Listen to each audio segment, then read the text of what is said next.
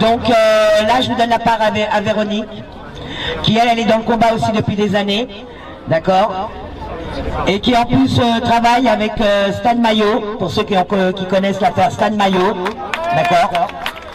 Et elle a justement, Stan Maillot a tenu à nous écrire un courrier, et c'est Véronique qui va vous le lire. Ok, voilà. Bonjour à tous. Viens à côté du panneau.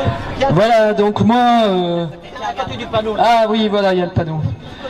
Donc moi, je suis présidente de l'association Organisation Jeannette et Stan, deux lanceurs d'alerte de longue date, puisque ça fait plus de 15 ans que tout ce qu'a dit Morad, et ben voilà, Stan essayait d'éveiller les consciences déjà à cette époque-là.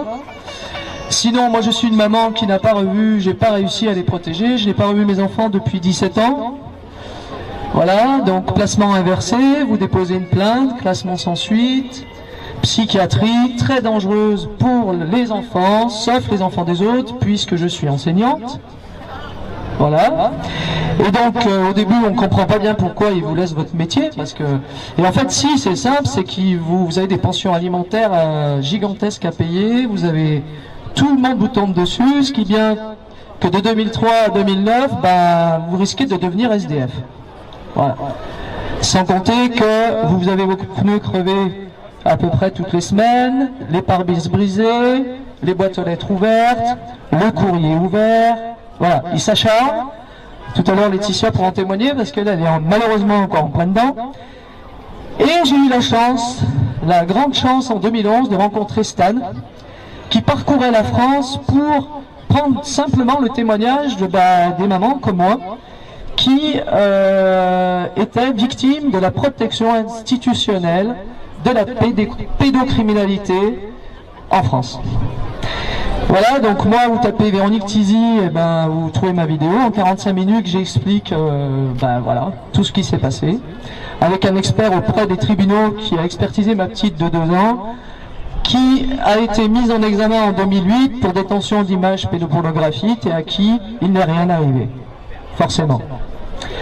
Voilà, donc Stan, tout le monde le connaît un peu, Jeannette aussi, elle était chez moi la semaine dernière, parce qu'elle, voilà, il faut savoir qu'elle est revenue en France, elle se rapproche de Stan un petit peu. Nous on a un collectif, j'ai eu la chance, mais je sais pas, cette année de Villebin, je sais pas pour vous, mais pour moi c'est une année extraordinaire. Voilà. C'est-à-dire que pendant des années, heureusement en 2012, je me suis mis en colocation, donc quand vous avez des témoins, il faut le savoir ça, il faut toujours avoir des témoins. Alors quand il y a des témoins chez vous, là ils se calment. Votre courrier est moins ouvert, du coup, voilà, ils sont un peu plus prudents, on va dire. Et Stan, qui malheureusement a eu 4 ans d'emprisonnement ferme pour association, tenez-vous bien, de malfaiteurs en vue d'enlever des enfants. Voilà, donc moi je suis président de l'association de bienfaiteurs. Voilà, tout est inversé, même pour les lanceurs d'alerte, c'est la même chose que pour les lanceurs d'alerte que pour les parents. Je l'ai eu il y a 3 semaines, je lui ai dit on va monter à Paris, ce serait vraiment bien que tu me fasses un mot qui parle à tout le monde, comme tu sais bien le faire. J'ai l'adresse mail de plein de gens, il a écrit un PDF il y a déjà 12 ans de ça, puisque lui, qui dit exactement ce que vient de dire Morad, hein, voilà, c'est répétition, mais ça dure quand même depuis un certain nombre d'années tout ça. Et en 2003, il n'y a pas de réseau, voilà, vous êtes tout seul et vous vous dites mais qu'est-ce que c'est, où je vis, dans quel pays je vis, voilà, donc l'instruction civique, moi, il ne faut plus compter sur moi pour l'enseigner à mes élèves. Voilà, c'est pas possible. Il y a des choses qui sont plus possibles de dire aux jeunes. Voilà, parce que eux, ils savent que vous mentez. Vous inquiétez pas, ils savent. Voilà. Donc, chers amis, mettre en lumière le protocole des IRN, les ignobles en robe noire, magistrats et avocats, les acteurs de nos institutions, instrumentalisés pour protéger les réseaux pédocriminels. Et donc écraser les victimes directes, les enfants, ainsi que leurs parents et tout adulte protecteur ou lanceur d'alerte.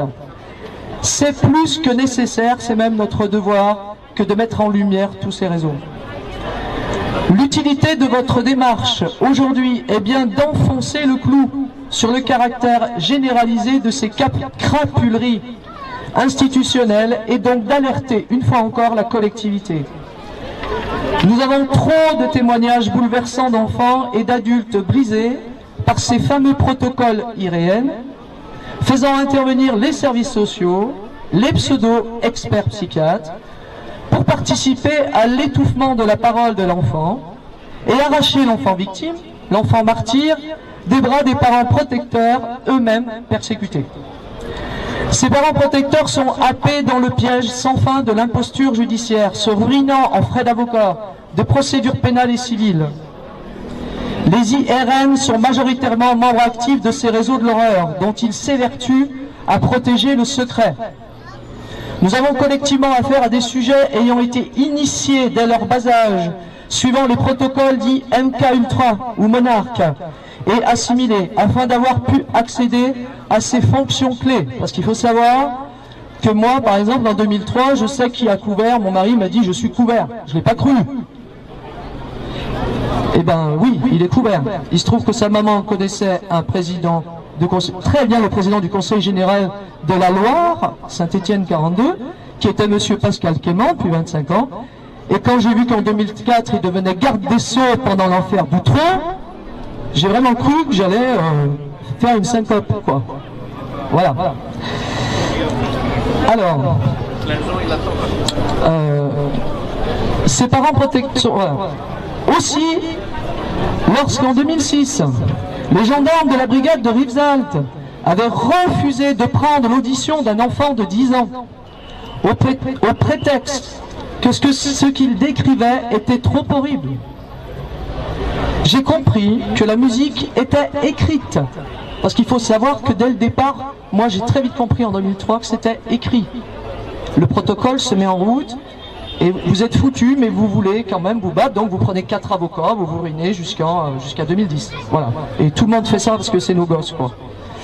Avait refusé de prendre. J'ai compris que la musique était écrite et j'ai dû l'entendre de mes oreilles, de la part de pseudo-enquêteurs et aussi plus tard de la bouche de magistrats. Voilà. L'enquête n'ira pas plus loin que la prise d'audition du présumé innocent, afin, ça aussi j'ai droit à ça, afin de ne pas risquer de nuire à sa vie privée, à ce brave homme, à son honorabilité, à sa respectabilité, manifestement menacée honteusement par les délires d'un petit mythomane. Voilà. Très certainement, le parent protecteur souffrira d'une pathologie psychiatrique. Moi je souffre depuis 2003 de psychose délirante à thématique sexuelle.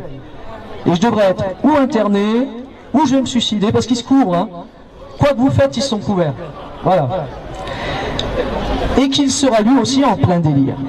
Car si l'affaire éclate dans un couple, il sera dit qu'il s'agit d'un conflit de couple, non pas bien sûr d'une sordide affaire d'un criminel de viol d'enfant par ascendant. C'est ainsi que le criminel devient victime et que l'enfant et l'adulte protecteur deviennent coupables. Voilà. C'est ça la perversité. C'est quand on vous la joue à l'envers en permanence, quoi. Le grand public suivra. Vous vous retrouvez seul. Seul. Parce que vous vous retrouvez avec des gens qui vous demandent chaque fois, est-ce que tu as peur? Alors, quand j'ai entendu Morad dire, il y a 2 mois de ça dans une vidéo, mais comment tu... J'ai dit ça à ma mère, mais comment tu peux avoir peur d'un type qui viole des gosses? Oh! Impossible! Moi, pour moi, en tout cas, c'est impossible. Où est leur force, quoi? C'est pas possible. C'est leur faiblesse. Enfin, à mon avis, hein. Comme toujours, puisqu'étant bien trop lâche et sous perfusion permanente des manipulations mentales collectives organisées, confère l'affaire d'Outreau, on va pas y revenir dessus. Moi, j'ai rencontré les enfants d'Outreau qui ont été mis à la rue à 18 ans, le jour de leur anniversaire. Alors que leur maman, on s'occupe très très bien de leur maman, par contre, hein. Il n'y a pas de souci, elle est reconvertie, elle s'est fait relooker. Voilà. Les enfants, par contre, ils étaient dehors. Pour parfaire sa condition de bétail, soumis et coopératif, il n'y va pas avec le dos de la cuillère, avec ceux qui suivent un peu les médias ordinaires, on va dire. Le système est donc totalement verrouillé, avec des acteurs clés voués à la cause du réseau criminel, placés dans tous les domaines en France. Que dire de la loi Schiappa? Sinon que pour les IRN, les ignobles en robe noire, ils utilisent leur questionnaire des capacités sexuelles acquises de l'enfant victime de viol, qui tend à faire ressortir toutes les vulgarités et obscénités à travers le vocabulaire qui lui a été inculqué par l'école. J'ai beau être enseignante, il faut avouer que notre éducation nationale, il y a beaucoup à redire. Il sera établi que l'enfant ayant suffisamment d'acquis en la matière pouvait manifester son refus d'être violé. Mais il n'a rien dit. Et que donc, s'il ne l'a pas fait, il faudrait donc en conclure qu'il était consentant. Voilà, ça c'est le summum du summum. Et si il n'a rien dit, mais c'est vous les parents qui ne l'avez pas assez éduqué à la sexualité, c'est de votre faute en fait. Alors je vous conseille de suivre Muriel Salmona, qui est active sur Radio, qui est une psychiatre qui explique très bien ce que c'est que l'état de sidération. L'état de sidération qui fait que ni vous parlez, votre cerveau déconnecte, parce que ce que vous vivez c'est tellement horrible. Voilà, ça s'explique très très bien en psychiatrie. L'heure est grave, je fais donc cet appel, considérant humblement que mes messages en direction de nos forces armées et de nos forces publiques de ces 12 dernières années doivent inspirer en urgence celles et ceux qui ne veulent pas que les enfants grandissent dans ce monde cauchemardesque que nous laissons s'installer et qu'ils finissent vampires ou zombies. Merci à tous d'être là. Voilà, merci à vous. Merci.